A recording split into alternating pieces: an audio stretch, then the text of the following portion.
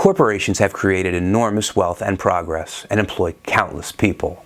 The corporation is a business vehicle that has enabled people to soar to great heights and bring immeasurable financial benefits to society. However, this video will explore a downside of the corporation, a legal restriction that causes it to only act for its own benefit to the exclusion of society as a whole.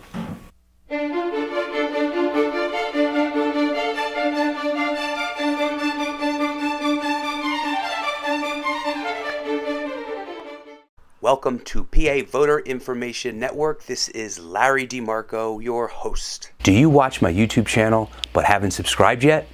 Why not now? It's easy and free. Just click the red button and the bell right beside it, and you will be notified of all new content. This is part 2 of a 3-part series taking an in-depth look at the modern corporation. Part 1 looked at the laws of the corporation.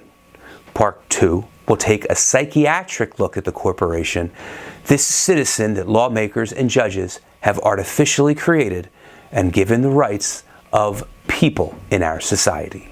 We can even formulate a diagnosis on the basis of typical case histories of harm it has inflicted on others, selected from a universe of corporate activity.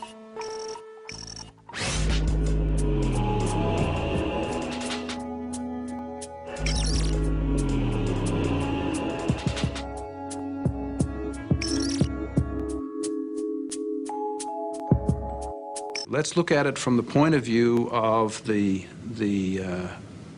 people in Bangladesh who are starving to death, the people in China who are starving to death, and the only thing that they have to offer to anybody that is worth anything is their low-cost labor.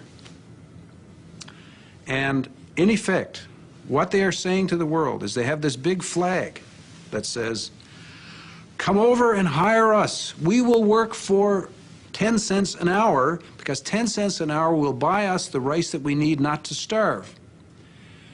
And come and rescue us from our circumstance. And so when Nike comes in, they are regarded by everybody in the community as an enormous godsend.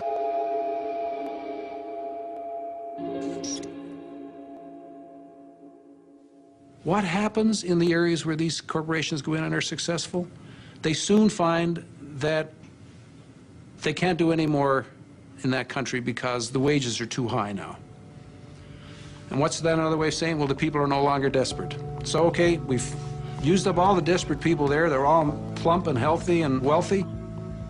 Let's move on to the next desperate lot and employ them and raise their level up.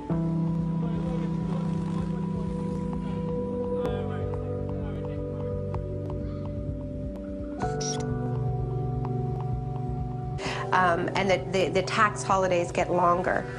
So the workers rarely make enough money to buy 3 meals a day, let alone feed their local economy.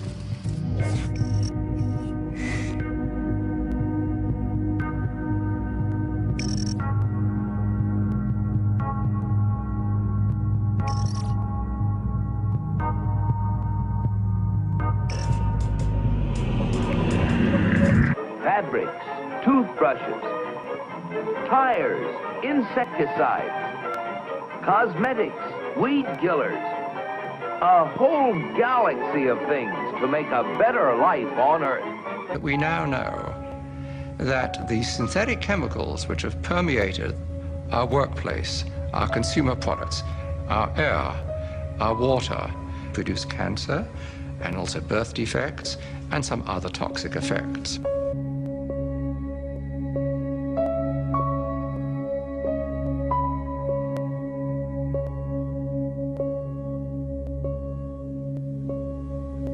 Furthermore, industry has known about this, at least most industries have known about this, and have attempted to trivialize these risks.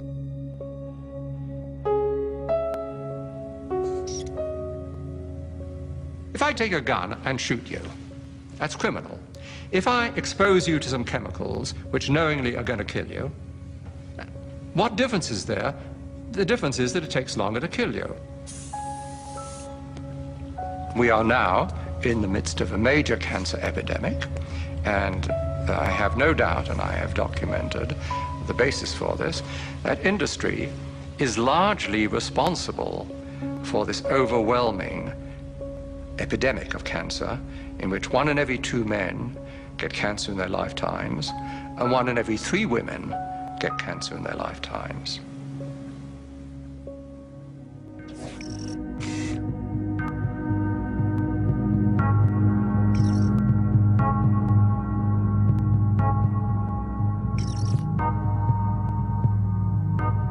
There's no evidence whatsoever of any adverse effects. We don't use antibiotics.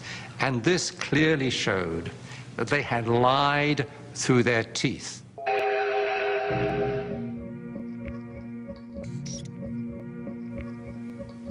We know that people are consuming antibiotics through their food, and we know that that's contributing to antibiotic-resistant bacteria and diseases.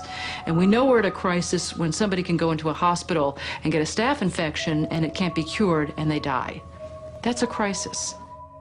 Monsanto settled out of court, paying $80 million in damages, but it never admitted guilt.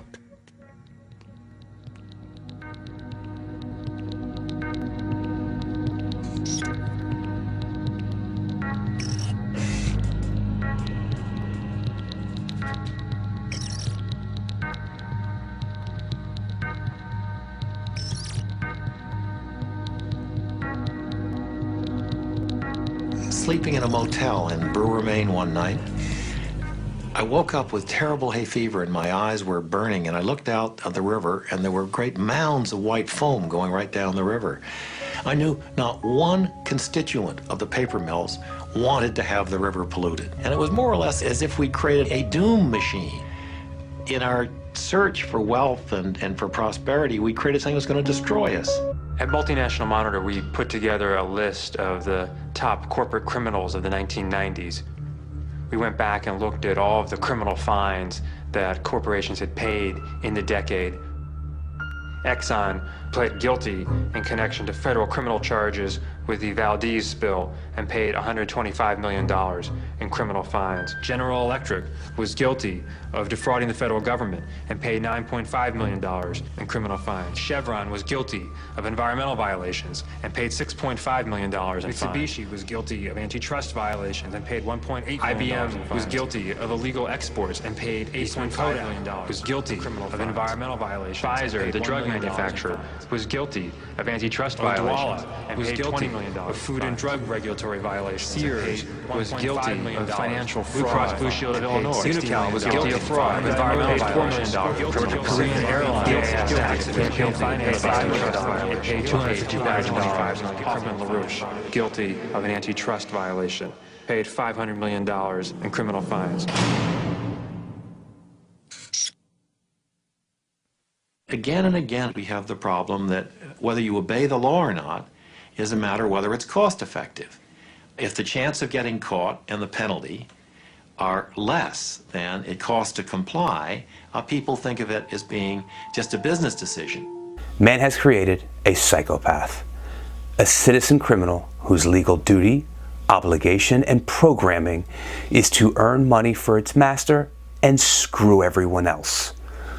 The law is that the people who run corporations can be guilty of a crime, breach of a fiduciary duty to its shareholders, if they don't only act for the benefit of the shareholders to maximize profits without considering others.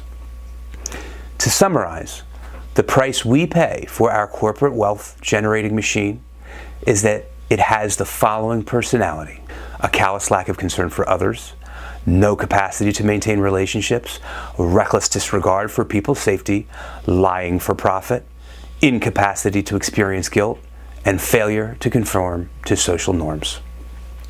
This is part 2 of 3. Be on the lookout for part 3 when we discuss whether this is sustainable and what solutions are available. Thanks for watching. Let me know what you think in the comments section below. I hope you enjoyed this video, and if you did, please click the like button and send it to a friend that you think will enjoy it as well. I'm signing off. Tune in next time. Bye for now.